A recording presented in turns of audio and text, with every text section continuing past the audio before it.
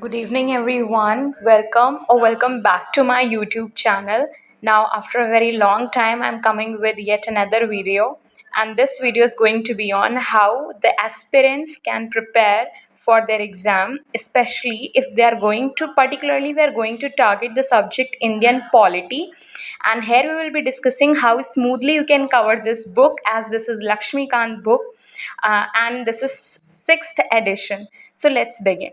This is the content page of this book. Now this is the first page.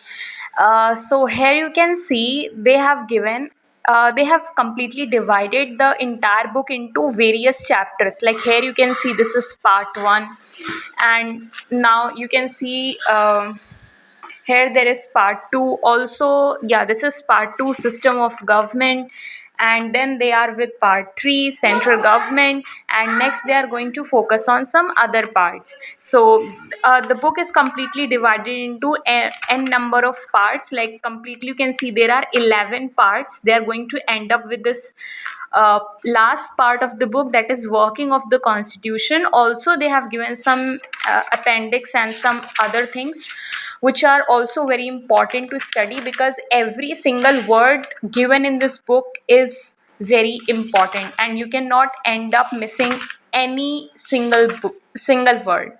So let's just begin. See, the moment you begin your book reading by this part 1, I would say that it is comparatively easy as like in comparison to other parts.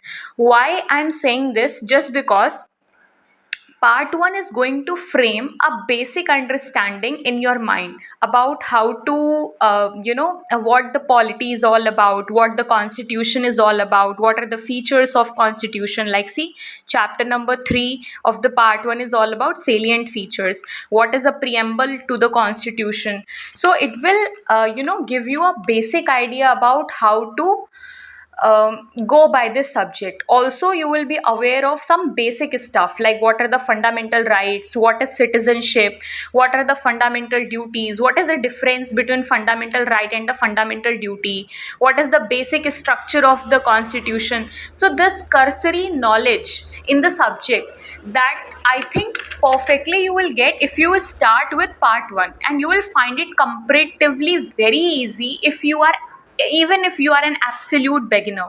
So I would suggest you to go by this part 1 if you are entering into the journey as a fresher and you are completely new to the subject. I'm sure that if you have referred to other some internet sources or to some other people who are expert in the industry, they must have told you this thing, that this book is extremely important for the subject political science.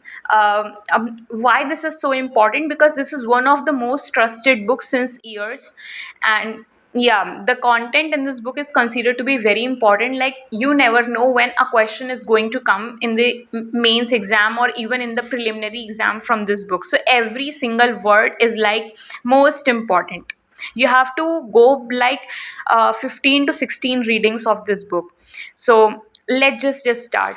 I would suggest you that even if you are beginning with the part 1, do not read chapter 1 for like with the beginning. Start with chapter 2. Why I'm saying this? Because chapter 1, if you might find it very like boring, and that's not like, if you are comfortable then fine. If you find it boring, for the person like me, begin with chapter number 2. It will give you a more practical understanding, and chapter 1 you can do it anytime, like it's not that important. When it comes to chapter number to part number 2, part number 2, here you will see that this is the parliamentary system, this is the federal system, this is center state relation, this is interstate relation. So here they will talk about the concepts which are very important, like emergency provision. This is the most important chapter from the preliminary point of view and also from the mains point of view. So do not skip reading these chapters, and this will like make you an average level of aspirant who is having like average amount of knowledge.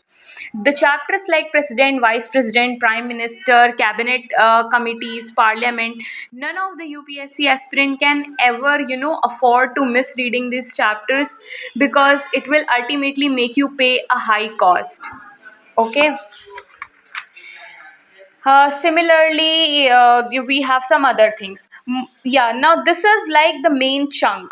This is the part for which like we were all building the foundation. That part you can till part number 3. You can consider it as a foundation to your preparation or to foundation to your knowledge. But coming talking about part 4, part 5, local government, part 6, these are comparatively, I would say, you will find it very easy to read. These are not going to be hectic, and it will be like, yeah, sometimes questions do come. So prepare these chapters well, and also do not forget to review the past year questions and frame your answers and with a good amount of content prior.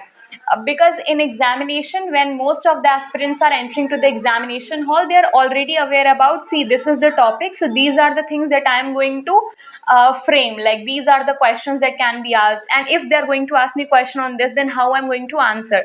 So that bulk amount of information, that factual information along with the conceptual understanding, is also very important. Coming to these topic like election commission, the most important topic, I would say. And these constitutional bodies, apart from this, are also very like, there are so many constitutional bodies, you cannot read every constitutional body, but yes, these constitutional and non-constitutional bodies, somewhat you can complete, and rest you can just leave it, because nobody knows from where they're going to ask the question. I would suggest you, if you are reading the constitutional and non-constitutional bodies, this topic, do not miss those reading those bodies which are in the news. And otherwise, there are so many like constitutional and non-constitutional bodies. Election topic is very important every year, and especially this for this year's aspirants also. So I hope you enjoyed the content, you became aware about how to go through, but always remember, never there is always a defined part to go by. If you find any other way of doing it, go by that, and I'm sure it will work. But it was for those who are like absolute beginner to the journey, and they were finding it very confusing to how to go by this book. So I hope it will help you this way. But even if you find this reading this book for the first time a bit confusing, a bit difficult, do not worry yourself about it, because it's very normal and very natural. It happens with almost every second aspirant who is preparing for this exam. Till then, I would say, stay motivated, believe in yourself, have faith in yourself, whatever the positive you can do to yourself, and do not forget to work more and more hard. Till then, keep learning and keep exploring, keep practicing. That's all. Thank you very much.